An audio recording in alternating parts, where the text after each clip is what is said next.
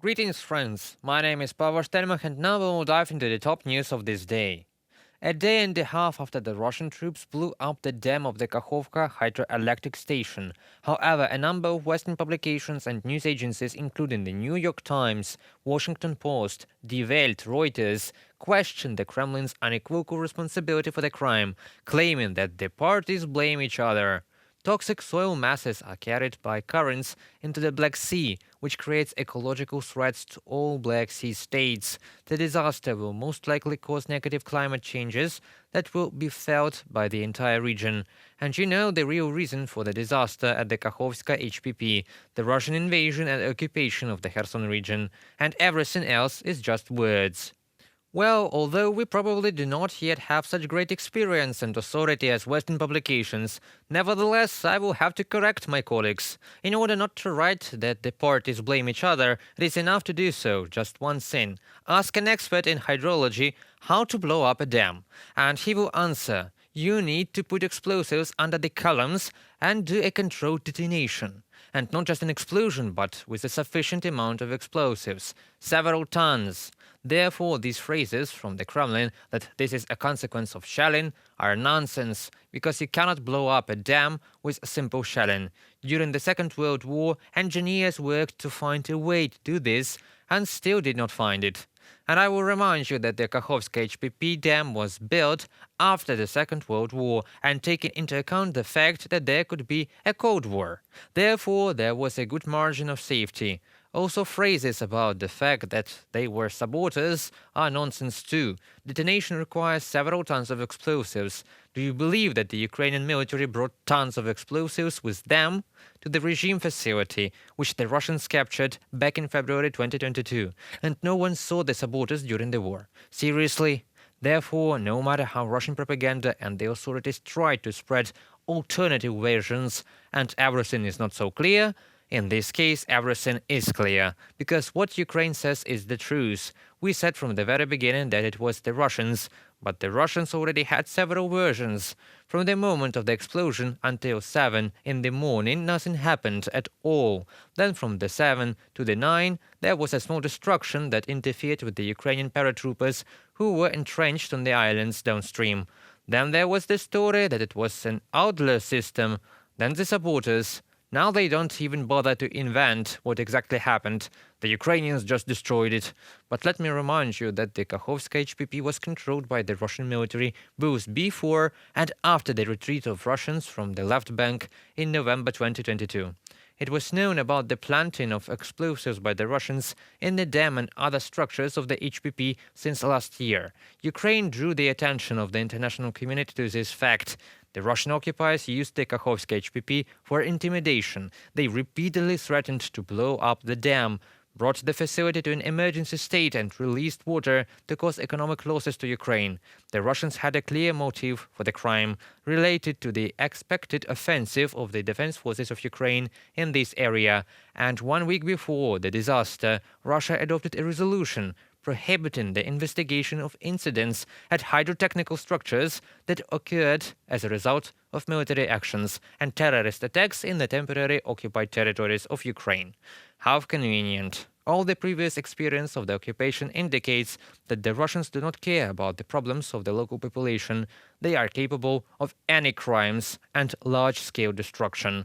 And they also constantly lie, accusing Ukraine of non-existent crimes or shifting the blame for their own crimes onto us. Kremlin officials say that Russians could not have done it. And could the Russians kill, rob and rape in Irpin and Bucha? Could air-launched missiles be launched over the Dnipro or Uman? Could they torture and kill people in Izium and Kherson? Could Bakhmut and Popasna be erased from their faces? There is an unequivocal answer to all these questions. They did it. Therefore, do not be surprised that they endangered tens of thousands of people by blowing up the dam near Nova Kakhovka. This is the biggest man-made environmental disaster in Europe in decades. About 17,000 people are already being evacuated from the Ukrainian-controlled right bank of the Dnieper. They lost real estate and property. More than 25,000 people are in need of evacuation in the territory controlled by the Russian Federation. At the same time, there are reports that the occupiers are obstructing attempts to rescue people which poses a direct threat to their lives. The destruction of the Kakhovka reservoir will cause a long-term shortage of drinking and fresh water in the region. In one moment, the Russians destroyed the unique landscape complex in the lower reaches of the Dnipro with its biodiversity. The region is expected to be polluted with toxic sludge, oil products, washed-out landfills, and cemeteries. During the emergency meeting of the UN Security Council regarding the Kakhovka HPP disaster, some states called on Ukraine and the Russian Federation to resume negotiations for the fastest end of the war. Here it is, the true goal of Russia, a truce at any price. It is necessary to destroy the environment and people, not a question. But the goal is accomplished. The Russians even have a song about it with the words, "We will not stand for the prize." And that's why these talks about the need to negotiate and freeze the conflict. They don't suit us, because we already had all this in 2014 and 2015. And what did the ceasefire help us from a full-scale war? It did not. Do you think that new security guarantees will help us? But we had them. Budapest Memorandum signed in 1994. One of the signatories, Russia, has already seized 20% of our territory and continues the genocide. You may think that I am exaggerating, but the forced removal of children is part of genocide. And in this regard, the International Criminal Court has already issued arrest warrants for Putin. Therefore, it is already an established fact that genocide is taking place. And I am not talking about the destruction of people who support Ukraine in the occupied territories. Russia is waging a genocidal war, the goal of which is the destruction of the state and the erasure of the national identity of the people. There is no room for compromise with such an enemy. Defeats and failures of the Russian Federation at the front line changed the tactics, but not the intentions of the Kremlin. Any option to freeze the conflict will be short-lived. Ukraine cannot leave the occupied territories and people suffering under Russian control to their own devices. It is cruel and unfair. Russia has shown itself to be an international criminal and terrorist.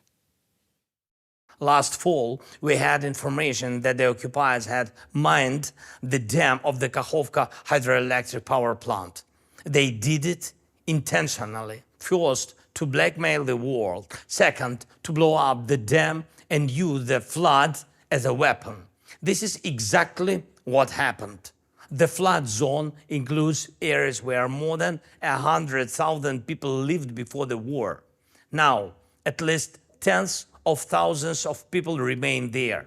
The Kakhovka reservoir provided drinking water to a huge part of Ukraine, cities and villages with hundreds of thousands of people.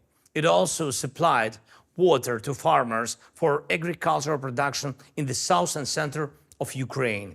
Moreover, the destruction of the dam and the reservoir is a man-made strike on the environment, after which nature will have to recover for decades.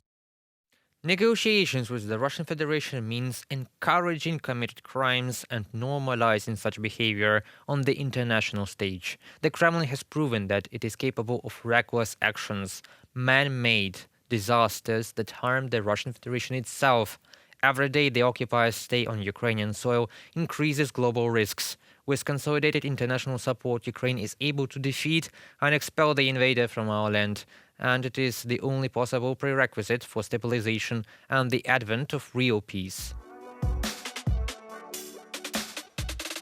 Russia is losing another leverage. Russian gas deliveries to Europe will fall to historic lows next week as one of the two remaining gas pipelines through the Turkey goes into maintenance on Monday. The only route for delivering Russian gas to the EU will be transit through Ukraine. The aggravation of the Kremlin's gas war with Europe began in approximately the same way in the fall of 2022, when Gazprom turned off the Nord Stream main gas pipeline to the EU for maintenance and then refused to turn it back on. Since then, the EU has received Russian pipeline gas only through Ukraine and Turkey. But there is bad news for the Kremlin. Europe is getting used to life without Gazprom and has found alternatives to it. With each contract for the supply of liquefied gas from Qatar or the United States, it has less and less reason to worry.